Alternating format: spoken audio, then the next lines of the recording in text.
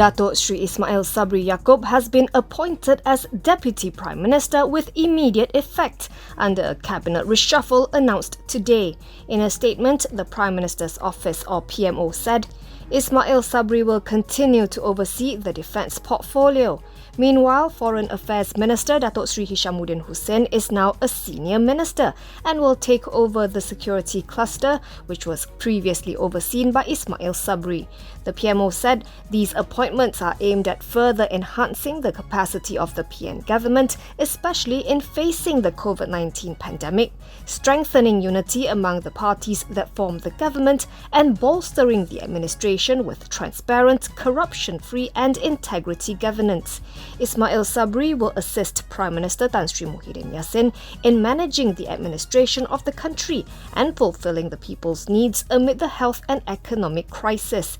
Hishammuddin will assist the PM in implementing the National Recovery Plan. Yang di-Pertuan Agong Al-Sultan Abdullah Riayatuddin Al-Mustafa Billah Shah has been informed of both appointments.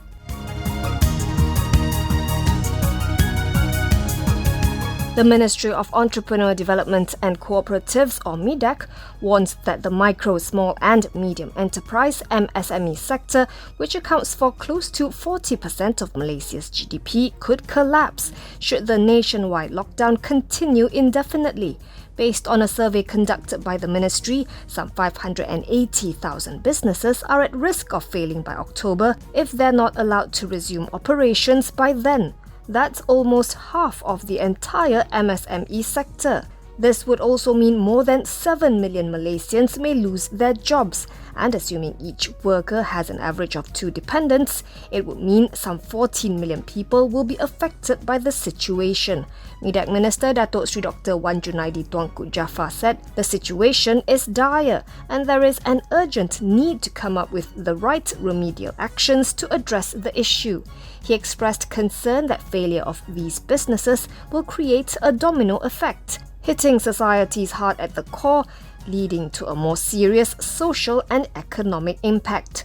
The survey was conducted between June 15th and 28th. Among its key findings, 1/3 of the 6,664 respondents said they did not receive the various assistance introduced by the government. Meanwhile, nearly 60% of entrepreneurs were suffering from at least one form of mental health condition amid the lockdown.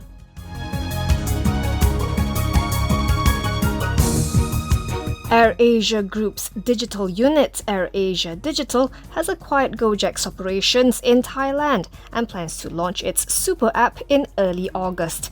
AirAsia Group CEO Tan Sri Tony Fernandes said in a virtual press conference the win-win all-share deal worth $50 million sets both parties with a strong foundation to explore additional avenues for collaboration in ASEAN. According to Fernandes, GOJEK'S investment is valued at $40 million, while GoPay's is at $10 million, and these will be transferred into shares for the AirAsia Super App, which is valued at $1 billion. He said the deal and AirAsia's long-term strategic partnership with the Indonesian mobile on-demand services and payments platform will supercharge the group's ambitions in the Thai market. AirAsia Super App is an all-in-one platform with a growing number of travel, lifestyle and rewards offerings for everyday needs and access to vast amounts of data to provide customized offerings for customers. Fernandes said travel is going to be a big part of the app. According to him, most other apps in ASEAN do not have the depth of travel that AirAsia has.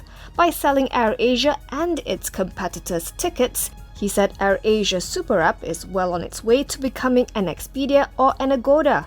AirAsia's shares closed 3.2% lower today at 89.5 sen for a market capitalization of 3.49 billion ringgit.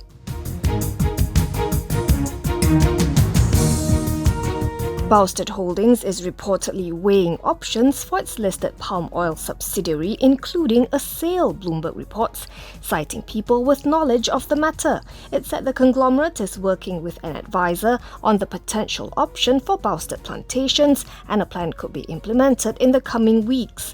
Bloomberg said that according to its sources, BOUSTEAD could sell the unit, lease the plantations to third parties, or sell the individual plantations separately. It said deliberations are still ongoing and BOUSTEAD could decide not to proceed with a sale.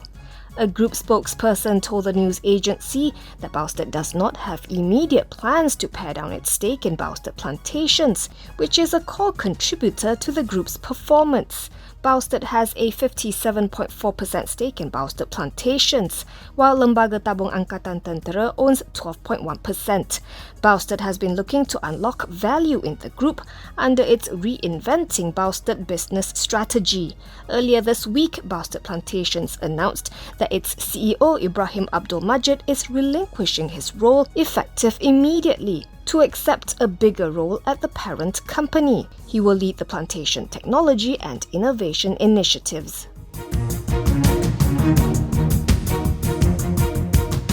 Public Investments Bank Research, or Public Invest, has derived a fair value of 82 cents for soon-to-be-listed Haley Group, based on a 12 times PE multiple to its FY22 forecast EPS of 6.8 cents.